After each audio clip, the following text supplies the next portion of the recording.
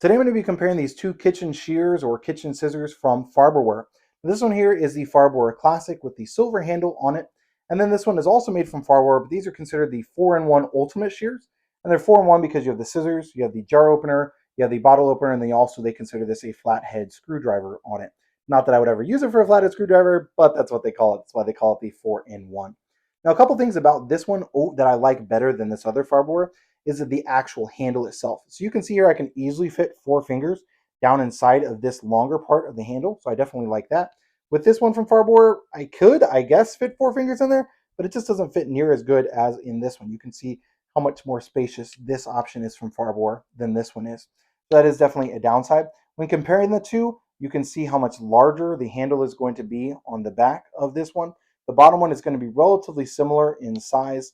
The silver one on top is actually small, or is actually going to be a little bit bigger than this other one, but you're going to have most of your fingers down like so, and so then you only really need room for one up here on top. So I'll typically use scissors like this. Now this one does have a really tight hinge when you first get it, so opening and closing it is going to be a little bit harder. This pair of Farberware Classic is not going to be as hard to move when you first buy it. Just something to consider. Now, I do have a piece of cardboard over here, so I'm going to test and see how well these cut. So I have the Farberware Classic here, so I'm going to open it all the way up, all the way in, and then come down, and it actually didn't cut all of the way through. Okay, I'm pushing as hard as I can and can't quite get it down. Not sure because of the leverage or what. If I use my second hand, then you can see I squeezed all the way to the end.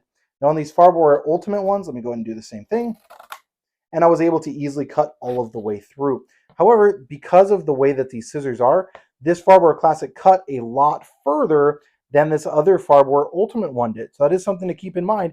Even though I had to use 2 hands to get that little extra bit, it cut considerably further than this Farberware Ultimate one.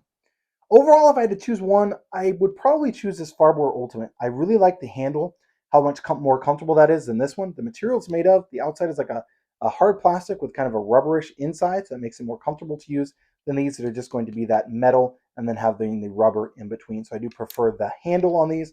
Both of them did cut extremely sharp. This one is going to be a little bit more of a shallow cut, as you can see here, but still, overall, I do prefer this option over this silver Farberware Classic.